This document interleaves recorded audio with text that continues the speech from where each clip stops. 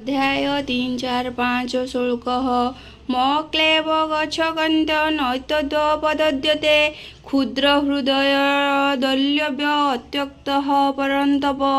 ଅର୍ଜୁନୋବାଚ କଥଂ ଭୀଷ୍ମମହଂ ସଂଖ୍ୟା ଦ୍ରୋଣ च ମଧୁସୂଦନ ଈଶୋଭି ପ୍ରତିଯୋକ୍ଷ୍ୟାମି ପୂଜା ହି ବହି ବରିଷୁଦନଃ। ହେ ଅର୍ଜୁନ, ତୁମ୍ଭ ପରି ମହାବୀର ଅକ୍ଷର ଏପରି କାତର ହେବା ଅନୁଚିତ। ତୁମ୍ଭେ ଦୁର୍ବଳ ଛାଡ଼ି ଯୁଦ୍ଧ ପାଇଁ ପ୍ରସ୍ତୁତ ହୁଅ। ହେ ମଧୁସୂଦନ, ଭୀଷ୍ମ ଦ୍ରୋଣ ଏ ଦୁହେଁ ମୋର ପୂଜ୍ୟ। ଏମାନଙ୍କୁ ହସ୍ତଘାତ କରିବା ମୋ ପକ୍ଷରେ ଅସାଧୁତ ହେବ।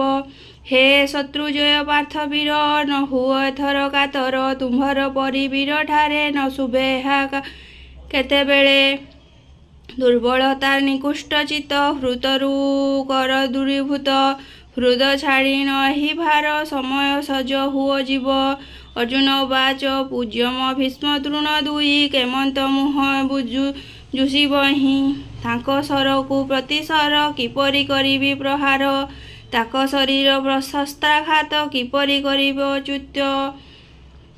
ଗୁରୁ ନ ହତ୍ୱା ହି ମହାନୁଭାବନ୍ ଶ୍ରେୟ ଭୋକ୍ତଂ ଭୀଷ୍ମ ମହାବୀରଲୋକ୍ୟଂ। ତଥ୍ୱାର୍ଥମାକାମାସ୍ତୁ ଗୁରୁ ନହୈବ ଭୁଞ୍ଜୟ ଭଗବାନ ରୁଧିର ପ୍ରଦିଗ୍ନାଂ ନ ଚୈଦ୍ବିତଂ କରତ ନଗର୍ୟାଂ ଯଦ୍ବା ଜୟମ ଯଦିବା ନ ଜୟେୟୁଁ। ଏହି ମହାନୁଭବ ବୀରମାନଙ୍କୁ ମୋର ସଂସାରରେ ବିଳାସ ବ୍ୟସନ ଭୋଗ କରିବାଠୁ ବିଭାକ୍ଷବୃତ୍ତି ଶ୍ରେୟସ୍କର ଅଟେ।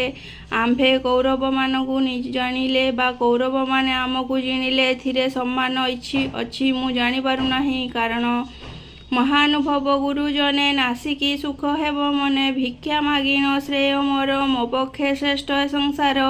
ଗୁରୁ ନାସିବା ପାପ ଘୋର, ରକତ ସ୍ନାନ ତା ମାତ୍ର ସାର। ଅର୍ଥ ଲୋପ ହେଲେ ସେହି ସେ ଗୁରୁ ବଦ୍ଧ ଯୋଗ୍ୟ ନୋହି।